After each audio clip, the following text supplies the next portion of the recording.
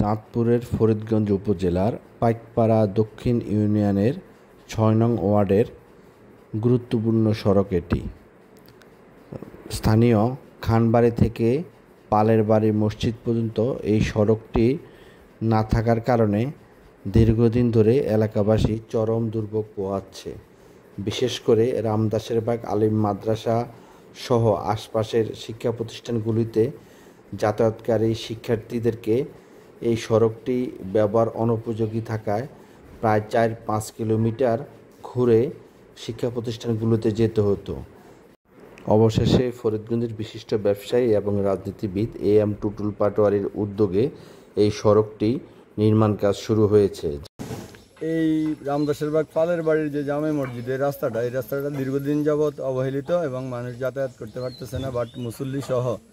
এবং এদিকে একটা মাদ্রাসা আছে, মাদ্রাসার ছাত্রছাত্রী সহ কেউ এদিকে আলিম মাদ্রাসা, মানে এই মাদ্রাসার কেউ যাতায়াত করতে পারতেছে না, রাস্তাটা অবহেলিত ছিল।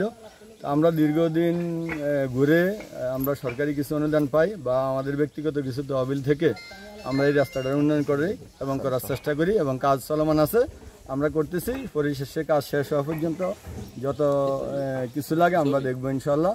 এবং আমি মোহাম্মদ নুরুল ইসলাম, ৮ নং পাইকপাড়া দক্ষিণ ইউনিয়নের ৬ নং ওয়ার্ডের মেম্বার।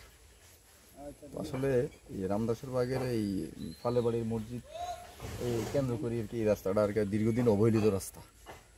আসলে জনগণের এই দুর্ভোগ লাঘবের জন্য মূলত এই সরকারের পক্ষ থেকে আমরা নিজস্বভাবে নিজেরাই উদ্যোগ নিয়ে এই সরকারের পক্ষে আমরা নিজেরা কাজ করতেছি আর কি রাস্তাটা। ঠিক আছে। আমি মোহাম্মদ নজরুল ইসলাম মিন্টু মাস্টার। আসলে এই রাস্তাটি রামদাসেরবাগ এবং ইসাপুরার সংযোগ সড়ক, মাঝখানে একটা জামে মসজিদ আছে এবং এই মাদ্রাসা দিয়ে আমাদের রামদাসেরবাগ আলিম মাদ্রাসার শত শত ছাত্রী এই রাস্তা দিয়ে যাতায়াত করে।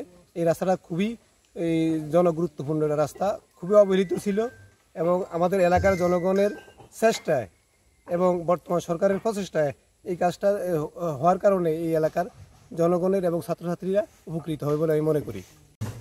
আমি দীর্ঘদিন যাবৎ এই মসজিদের সেক্রেটারি। এখন এই রাস্তাটার বিশেষ প্রয়োজন।